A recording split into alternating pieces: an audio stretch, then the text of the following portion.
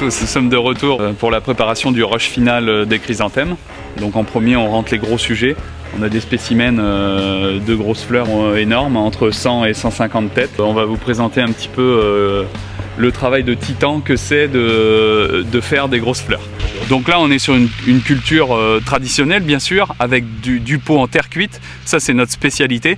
Et pour moi, la terre cuite, c'est vraiment synonyme de Toussaint, parce qu'on est sur une fête qui est vraiment traditionnelle, et il faut respecter cette tradition. Donc je pense que les chrysanthèmes en terre cuite, c'est vraiment l'atout premier pour ce produit-là. Donc là, vous avez une plante qui n'a pas été boutonnée. Donc ici, on voit bien, chaque branche va faire une fleur. Donc la fleur, c'est le bouton terminal qui est au bout là. Et à chaque branche, il faut enlever tous les boutons qui ont poussé à chaque feuille. Donc je vous laisse imaginer un petit peu ce que ça peut coûter en termes de main d'œuvre pour produire environ 16 000 chrysanthèmes grosses fleurs, entre 8 et 20 têtes par pot. On passe en moyenne de 5 à 10 minutes par pot pour éboutonner. Donc on comprend bien pourquoi il y a très peu d'horticulteurs qui continuent à produire ce genre de chrysanthèmes. Nous, c'est un petit peu notre fer de lance, hein. On veut continuer à montrer qu'on est horticulteur, producteur et que c'est notre métier de faire ce genre de choses.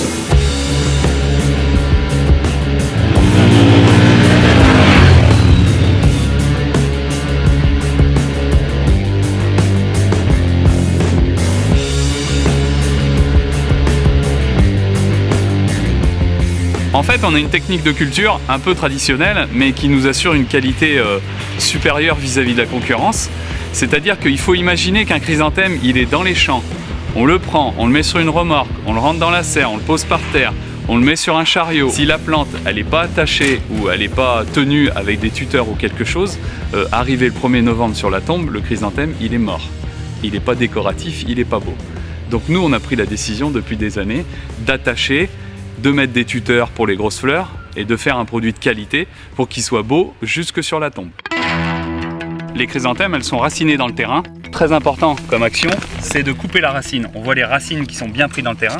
Avec un couteau, on coupe bien la racine pour que ce soit propre et que dans les magasins, il n'y ait pas de problème pour poser les pots par terre. Donc nous, chaque année, on n'a aucun problème de floraison vis-à-vis de nos chrysanthèmes. L'année passée était tardive. Le fait de couper les racines, de les sevrer, de les rentrer en serre, ça favorise la floraison et ça nous assure une plante fleurie pour les ventes du 15 octobre. Tout le monde n'aime pas le chrysanthème et tout le monde ne veut pas acheter du chrysanthème. Le chrysanthème, les gens n'aiment pas mettre du chrysanthème chez eux. Alors que le cyclamen, c'est une plante décorative et qui se met bien à la maison. Donc ça, on le vend plus pour mettre à la maison et les chrysanthèmes pour mettre au cimetière.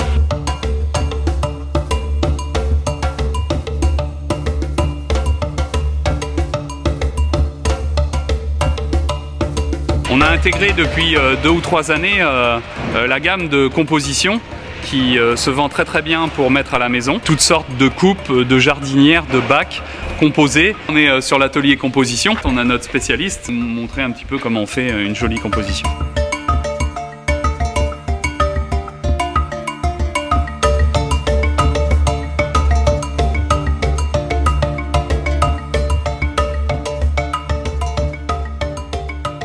Merci Darius.